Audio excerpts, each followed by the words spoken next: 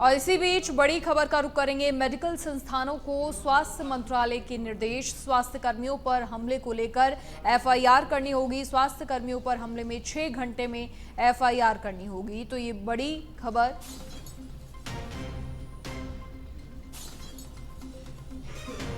Medical संस्थानों को स्वास्थ्य मंत्रालय का ये निर्देश है, स्वास्थ्य कर्मियों पर हमले को लेकर एफआईआर करनी होगी।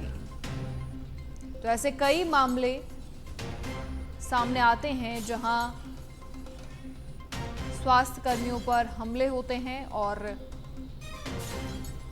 सबसे पहले ये खबर आप देख पा रहे हैं, आईएमए की ओर से एक सर्कुलर जारी किया गया है जिसमें कहा गया है कि 6 घंटे में एफआईआर करनी होगी।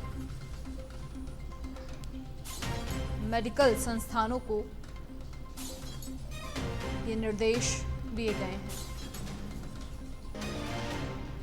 अधिक जानकारी के लिए bureau chief Rajiv Tiwari phone line पर हमारे साथ फिलहाल जुड़ गए हैं।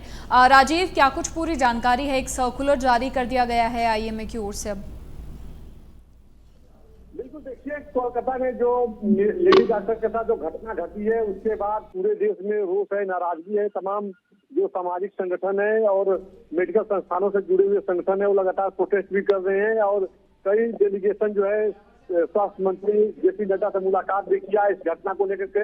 डॉक्टर देश भर में देखिए जहां जहां मेडिकल कॉलेज है, अस्पताल है, वहां पे डॉक्टर लगातार प्रोटेस्ट कर रहे हैं। वो अपनी सुरक्षा की जिम्मेदारी की मांग कर रहे हैं कि हम सुरक्षित रहें, जो लेडी डॉक्टर है वो सुरक्षित रहें, इसकी कोई गारंटी ले। तो ऐसे में तमाम बड़ा मुद्दा बन गया।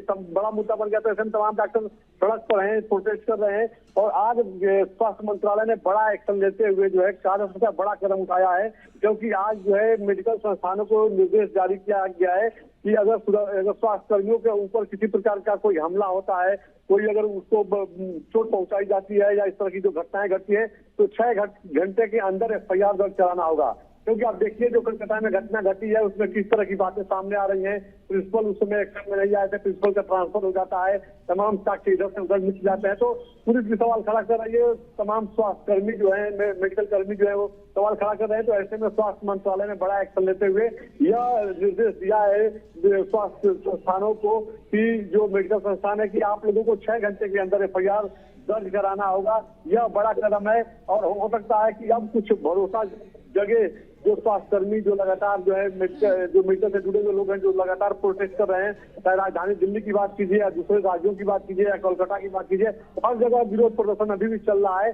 तो ऐसे में कहा जा सकता है कि स्वास्थ्य मंत्रालय का एक बड़ा कदम है डॉक्टरों का भरोसा जीतने के लिए, उनकी सुरक्षा की जिम्मेदारी लेने के लिए। राजीव, इस सर्कुलर के जारी होने से निश्चित तौर पर उन्हें लग सकता है कि थोड़ी प्राथमिकता मिल रही है, लेकिन देश भर से ऐसे ही विरोध की तस्वीरें लगातार सामने आ रही हैं। फिर चाहे प्रदेश की बात करें या फिर पूरे देश की बात करें, तो क्या किसी भी बड़े मंत्री की ओर से समझाइश के लिए या फिर इसके अलावा, इस सर्कुलर के अलावा क्या लगता है आपको कि इस सर्कुलर से जो विरोध हो रहे हैं वो कम हो जाएंगे?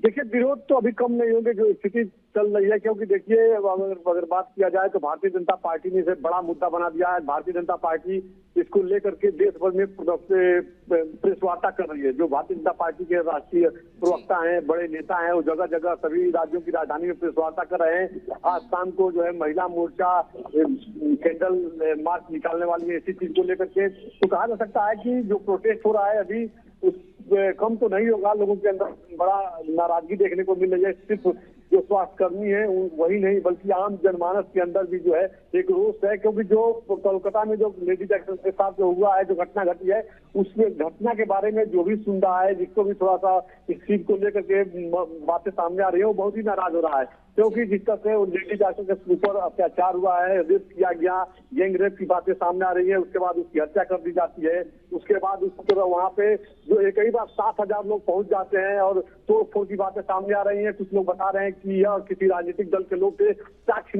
मिटाने के लिए जो है रात में अटैक किए वहां पर और पूरे साक्ष्य को मिटाने की पूरी कोशिश की गई है।